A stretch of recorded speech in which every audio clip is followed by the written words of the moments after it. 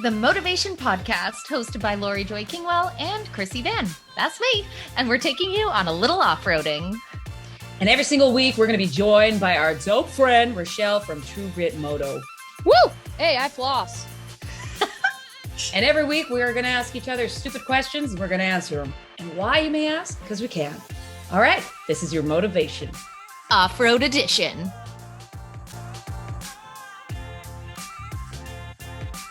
Over here, this one's just got to stop moving. Where are you headed? Where are you going? I'm trying to make some coffee. It's like quite a multi-step process. Well, I made the coffee, sis, huh? And then I got to make the oat milk, like the creamer. I do like a oat milk, vanilla. Do some. Oh yeah, didn't you get your own something maker, milk maker? Is that you? That's what they call them.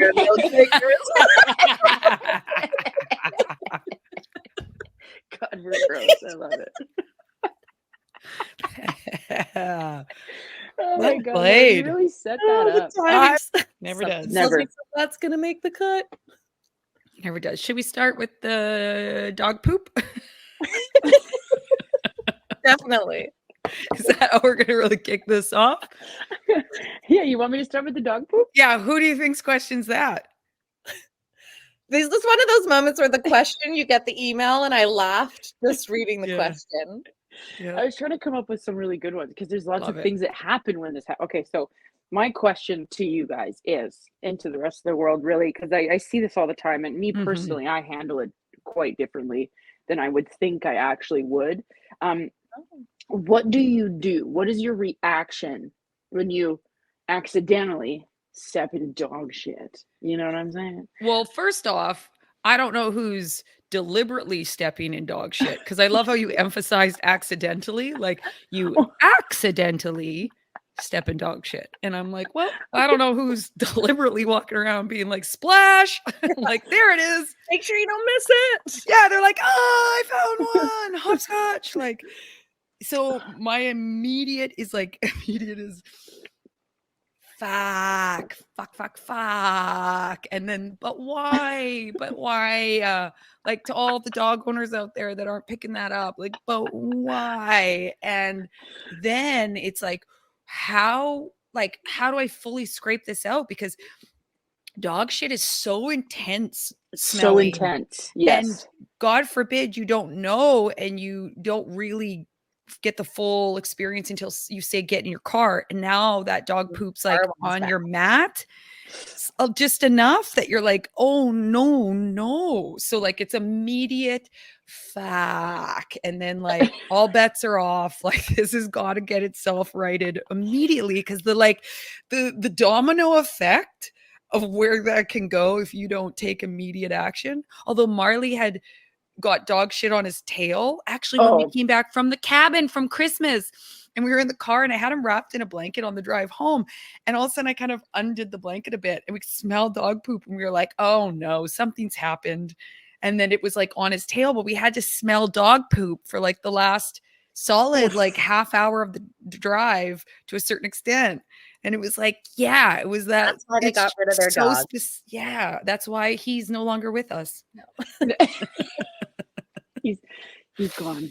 He's gone. So I felt this one in the feels, and Laurie, you know this because I told you quite recently. So, as we know, if you've listened to the podcast side, the final quarter of the year, it's like I had a panic attack, and then it really kicked off this welcome string of introspection. And then I was slowly coming out of the cocoon, and just this openness. Give me a sign, universe. Where am I to go? And I swear to God, in the same fucking week, I stepped in dog shit 3 times. 3 times. The first one was at an Airbnb Gav and I were staying at on the Sunshine Coast, which worked out well because my husband's a mailman. So he steps in shit all the time. Oh, Expert person to handle it. Like, if you find yourself in a pickle on a stroll and you see your letter carrier, just wave them on over, because they're going to know how to deal with that fast and efficiently. So I learned from the best on step number 1. The other 2 happened solo. And honestly, like, I actually laughed because I was like, okay, what is this trying to tell me? So then I started Googling what does it mean when you step in dog shit? Like, is it because a bird poops on you and it's good luck? It's good luck, yeah. Which some cultures apparently do believe that, but there was this whole correlation to like it a sign of like being in the present and slowing down, like it grounding you. So I took it as a spiritual sign. I love how we're like finding spiritual meanings by just stepping in dog shit. Like, might just be you stepped in dog shit.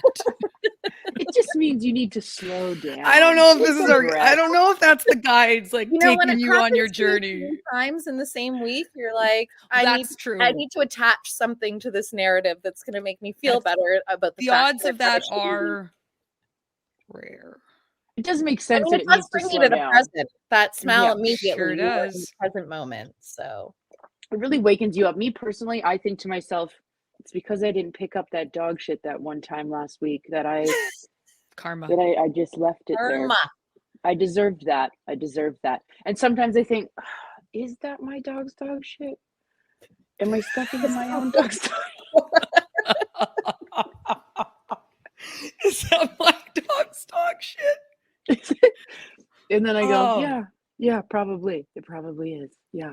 So, and then if I know that I'm far away and then I step in some dog shit, I take my shoe off. I do the whole thing right there, and I'm cussing the whole time. I'm like, absolutely. Because it gets into tread. There's a lot of tread work. There's so much tread work. That's the thing, right? And you got to wait till you get home to give it the proper, like in the bath, shower head rinse.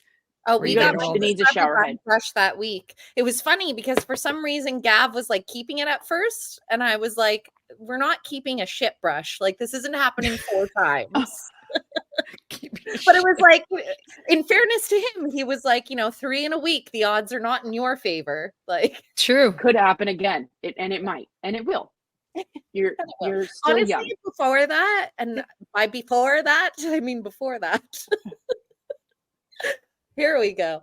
I actually, in recent memory, don't remember stepping in shit. Like, so the fact that it happened so close together after a long hiatus, I don't know. It's a shitty week. Shitty. That is a shitty week. That is a shitty ass week. Well played, all. Well played. I'll go. Yeah. What was a rule or a law that was told to you as a kid, or even I guess now, that seemed legit, but now as an adult, you're like, fuck off, that's ridiculous? And why the change of heart? A rule or a law? I fought the law. And honestly, I just think of those silly things that your parents told you. And I feel like we might have highlighted this from another question before, but the lights on in the vehicle. Yes. Everyone got told, you put those lights on. We did talk about this when you're right. Like, why would that even be a thing? Is it a thing? Yeah. And I still question myself now. I'm like, can you get in trouble from having lights on in your vehicle? Why are they there anyways? You can't, right? Can you? Like lights on while you're driving. They said like you would get arrested, right? Well, it was like a law. That? They would, I guess, was like the big thing. It was like, it's illegal. Yes. Have the light on while you're driving. Right. I do remember. Illegal, I do recall that. I am not a lawyer nor a police officer, but I do not think that is illegal. I do think jaywalking is a little messed up for being illegal in safe circumstances. Just as a little, like if my path across is clear and I am an adult and I can dictate right, left, we're not going to die on this jaywalk, and it's a boatload of time. I find that's absurd. That wasn't your question, but I'm just ranting. That needs to be in there. Needs to be said. Needs to be said. We'll have a good jaywalk. I do love a good jaywalk. I jaywalk often, actually. There you go. We should. But my lawyer did one time say to stop doing that because she was like, "If you get hit, I'm not up on your side." And I was like, "Okay." Oh. Tough love. Tough love. She's not wrong. I feel it. I totally like. If I get hit, I'm like, "You win." Sure. Fair is fair. You're like, the car came out of nowhere. What's yours, Richelle? Well, I'm trying to think. I mean, my mom was pretty lawless. Like she just let me do whatever the hell I wanted. Even like the world in itself. What was like Is there like, you could even do it as like a law you think now, let's say, that you're just like, that's a ridiculous law. Okay. Yeah, a ridiculous law. I mean, I hate speeding tickets. I'm just kidding. I don't know if that's a ridiculous law, but I actually had to ask Vav the other day, you know how we had those red light cameras and it was like this big thing when they were put in? I should definitely have a few of those tickets based on where they are. And my theory is that they used it as a tactic. They're too expensive to run and they're not operating, because there is no way I have made it through that many intersections. I don't even mean like the ones that catch you going through a red light. I mean the speed cameras. No way. Right. I always get caught by the red light ones. They in my van, because it goes so slow and it's so big and I'm in it and I'm like, I can't. There's a bike in here. If I slow down, if I hit the brakes, this bike will go through the front door. Do you get the tickets? I get them. I get one, like, I want to say like once a month. I always get like a red light ticket. Yeah, it's bad. Why aren't you watching on the side the countdown where it's telling you like 3, 2, Richelle, stop? I do. And some of those are and I'm literally in the middle of it. It's still green, and then you're awkward because you slowed down the whole troops behind you, and then it's still green, and you're like, oh, never mind. This is always how it is down for the me. Troops. You know how people are like, they like rip through the yellow, right? Yes. Okay, say for example, you're in the intersection, okay, and you're waiting to turn. Yeah. And usually it's Broadway and commercial is where it always gets me. And the bus goes nice and slow, and you're in the middle, and it's your green, and I'm still in the middle, and it's green, and then everybody's still going slow, and then I have to get through it, but my van is so fucking slow that as soon as it hits yellow, it's yellow and then it's red immediately all the way through, and I'm always busted. But it's always green when I start. You gotta just turn at a different light. You gotta go a different route, dude. That's what I'm doing now. Let's save some moolah. I'm losing a little dough here. There's a lot of You're just gonna have to like add it to a service fee, like commercial drive and Broadway red light camera service fee. I'll put that on everybody's invoice. Listen, exactly. It took me a ticket to get here. Okay. What's yours, Laurie? I gotta know. Mine as a kid, when I look back and I think how ridiculous it is that you have to ask permission when you were in class to go to the bathroom or get water. And rather than taking yourself to do it, maybe like getting, the little card to show so the teacher actually knows where you're headed for safety reasons and stuff. But the idea that you have to ask permission from another human to do the most basic human right of going pee and getting water is bananas to me. And I believe and sometimes they say no.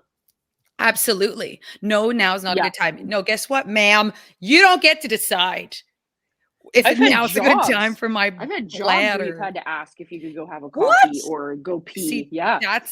See, that kind of shit. Holy shit. And the fact that everyone goes along with it, like that's normal. Yeah. Is bananas to me. The adult one, the one that's like, as an adult looking at like a universal law, obviously to a certain extent, is passports.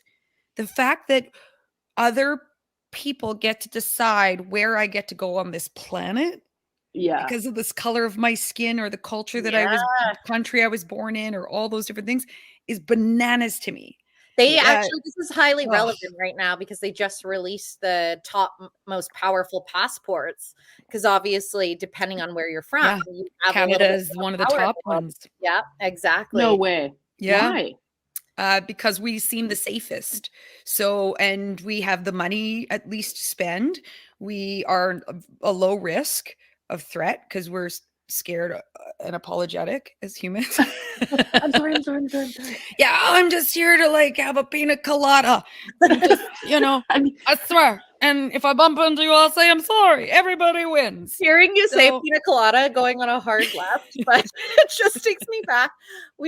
I was with a friend in Mexico and show up, and it was COVID-ish. Like I had to test to leave. So it was still a bit weird to travel. So we opted for a safe route to do an all-inclusive, because if I tested positive at the end, they offered free accommodation for your quarantine, which is messed up, but it was like a consideration, right?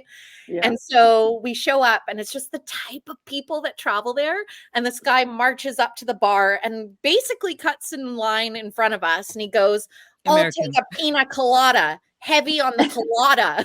Oh, yeah, heavy on them. Talking about that. Heavy on the colada. What does he think colada is? I can't. Was he American? It was like, obviously. Yes, He's gotta be. Heavy on the colada. The guy was like, okay, senor. Like, he's like, you gotta go home wherever you come from. Loco, vamonos. Well, I think that's a good segue into one of your questions, Krissy. Yeah, you had a COVID one. Oh yeah. Oh yeah. Okay, I think I can just do it off the top of my head. But when you look back to that time period of like heart of pandemic, COVID, restrictions, all that craziness that I feel like a lot of the population's stuffed in their heads how weird it got during that time. What is something that we should have learned from that clearly we have not? Obviously that the world needed to slow down for the ecosystem and like Earth to survive, I think was a huge one. Do you remember everything calmed down and then suddenly like birds were out, the ocean was cleaner, like things were surviving? Our impact, for me, it's the impact that we have as people on the planet. A good one. I love that. That's like a deep one, but also hell yes. Right? Yeah. That they don't need to hoard toilet paper. No, I'm kidding. That's not mine. Yes. You're not wrong. Not wrong. No one's doing that anymore. I'm just kidding. We all learned our lesson. I buy it in bulk. Costco. The awareness of being really present when you're with the people you love and really making time to go see and spend that time with people that you love or that you might not be able to see or reach as easily. Everyone was so suddenly super aware of being in physical contact and making that time and all the above and desperate for it for obvious reasons. We're hardwired for connection and physical connection. And then honestly, I see it where, you know, people are half on their phone, half with the people, half doing this. And like, yeah, I think everyone's just kind of like completely backed into that space of addiction to the disconnect that doesn't realize that because it's available to them if they want it, the person, the people, the things. And then it's like, if that's gone tomorrow, dude, which it could be, or that, you know, so I just think it's the present when you're with people. Definitely. Mine's twofold. Number one, I don't know. Well, I think everyone here's traveled since then. Holy shit. Like, reconsider if you're going to be a disgusting human on board. I was on a flight and I don't like all around me. It was like, yes. And I was like, are you fucking kidding me? Because even on a good day before that, I was not on board signing up for that experience. It is gross, disgusting. And it's like the wiping the nose on the fingers and then like, oh yes, give me my drink and my pretzels. I had that face, Richelle, like staring at the person next to me because I was just like, what the fuck? And so my husband just traveled and had an experience like that where he had that face, Richelle, and then turned around and they heard about it because he was like, this is a 5-hour flight. This person needs to not.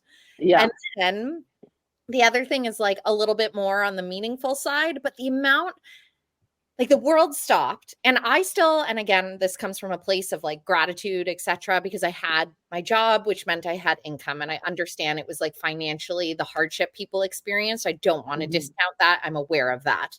But during that time when everyone's things stopped, they realized like, oh, that thing that I am doing for my paycheck, I don't love. And they were tuning into hobbies that really resonated. Like all of a sudden your neighbor 2 doors down found out they were an artist and another person decided they wanted an instrument. And I feel like all these people dropped their hobbies. They got back routine and they forgot that thing that they were like, it's awakened my soul. And now we're back and they're like, my soul is dead.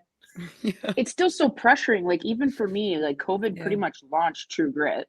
Yeah. And I loved True Grit and I still love True Grit. But even then, compared to it is now, like people that would show up then would be like, you know, I don't really know what I'm doing with my day, but I think I'm just going to go for a ride and I'm just going to experience my day. And I'm still trying to work through what's going on with COVID. And there was like this whole other conversation. It was very meaningful. And now people are like, I gotta go. Like, I got places to go. I need to go. And they're also like, I'm on a budget. I can't really afford this. So it's funny that a lot of people during COVID times, granted, there was several people that were like, I really can't pay for this because I'm worried about my job. It seems like it's still the same problem now, even when people are back doing their 24-hour or their 9 to 5. Yeah. So, but they're just like more stressed out because they're like, now I'm back in my regime. So I don't know. It's so wild. And I just find that as much as COVID was terrible, I definitely, for me personally, it like changed my life a little bit to be like, oh, I don't have to live in like constant, like, I hate this. I'm tired. I'm exhausted. I don't want to do this job. It was a game changer. That's for sure. Yeah. I resonate with you, and you're like, I get that it was terrible for a lot of people, but I like, it changed the course of my whole life, and not in a bad way. Like, I actually, I think some of the highlights of my journal in the last couple of years were the COVID years. C'est la vie. C'est la vie. All right, Richelle. Richelle, your go. I have some pretty important questions to ask. Yeah, actually. you do. Yeah. Maybe should I start? Let me do the lesser of the two. Let's do. Okay. Have you guys ever watched? Okay, Game of Thrones. Let's do that one. Okay, we'll be gentle. Do you guys ever watch Game of Thrones? Do you guys ever watch it? So I started it, loved it, and then didn't have time to deep dive in, and then I kind of forgot about it, and I'm still waiting. I've still kind of forgotten about it. And so this question, you asking about it, makes me want to properly commit that like that's going to be my show, because I don't get a lot of TV time.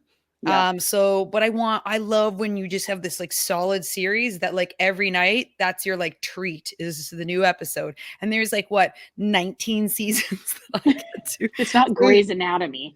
Right. There was like eight or 9 seasons. My brother actually got me back into it. So this is the 3rd time I've seen this, and it's new for me every time. It's crazy. Beautiful. I don't know. Krissy, have you seen it? Game of Thrones? Have you ever seen it? I've not seen it. I don't even know what it's about. And I think your second part of that question was like, why the hell not? I honestly just hate horses. Like, I know they're majestic creatures. Didn't see that coming. I didn't see that coming either. Didn't see that coming. But like anything, all the things, like a lot of galloping and like running around. I'm just like, if it's a Western or a medieval and a lot of horse action, I just broad brush it with that it's not for me. I did not know that. I was going to take you to a horse thing tomorrow night, but I won't. What? Yeah. I think I've told this story once that Gav, when we first started dating, we lived near Niagara Falls and planned. He still is, but like, especially when you're being wooed, ultra romantic dude. And he like planned this like lovely date, and we go all around. And then where it was going to end was in front of Niagara Falls. They have like the horse and carriage rides, and we're walking down. I was like, oh God, could you imagine? Like, I just like made some comment, and that's where we were headed, which we didn't do, because luckily it was like you just saddle up and go for it.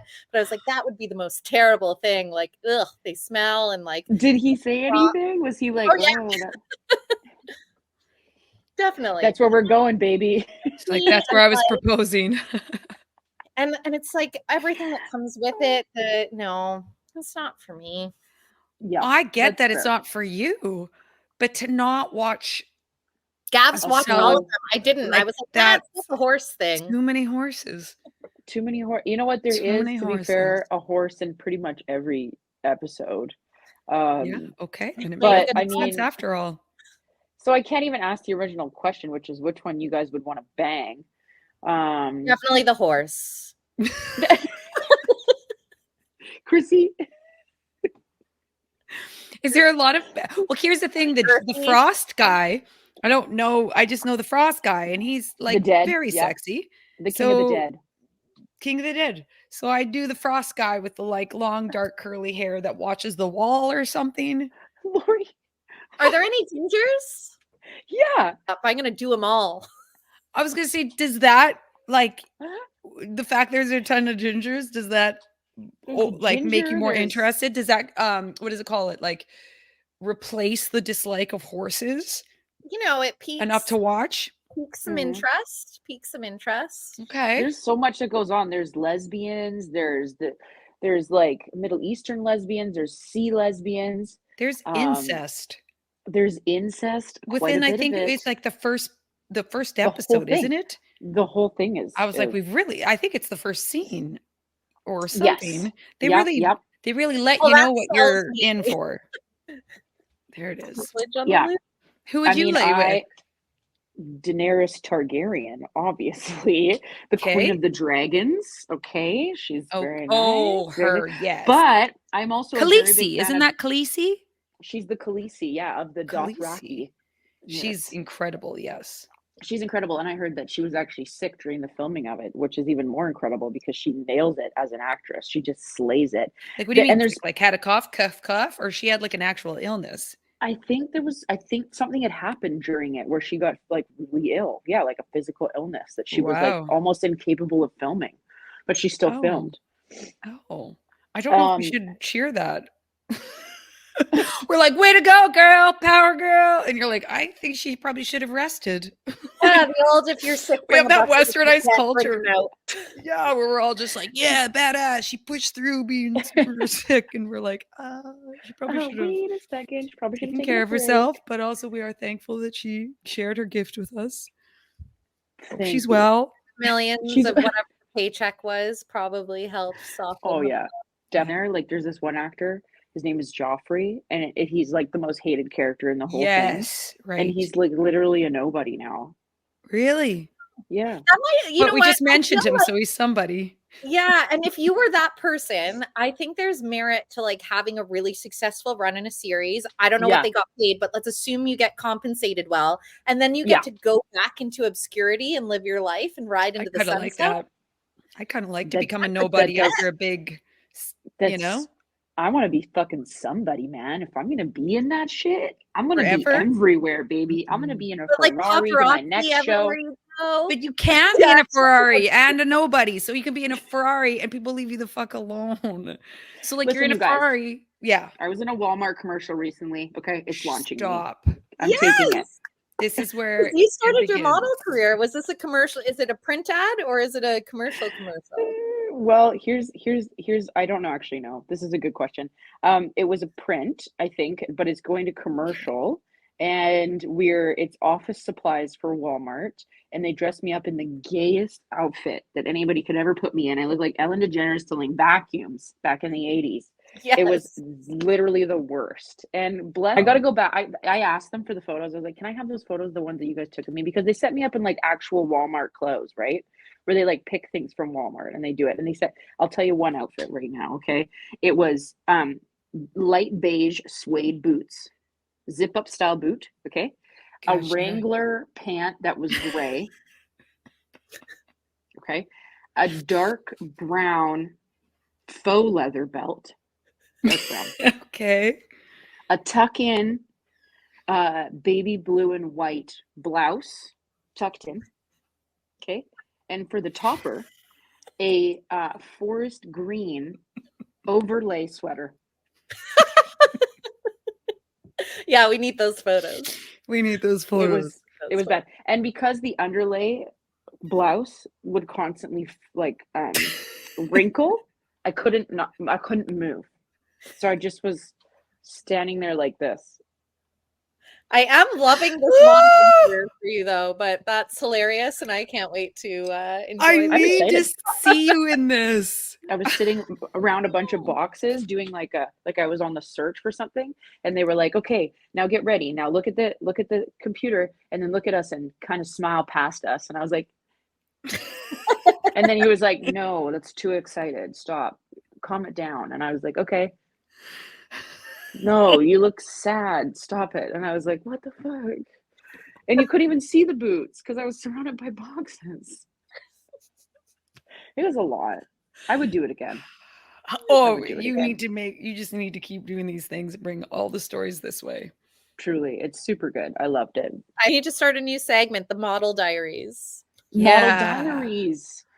There's a whole thing of it, like you're in there. It's crazy. And I don't know. I loved it. I don't think I was really that good at it, but Well, you're also new to it, right? So I think it's like, there was people walking in there and the girls were like, yeah, so Jeffrey the other day, he came in and just ripped all the fucking tags right off the clothes. We're supposed to take those back to Walmart. What the fuck is he thinking?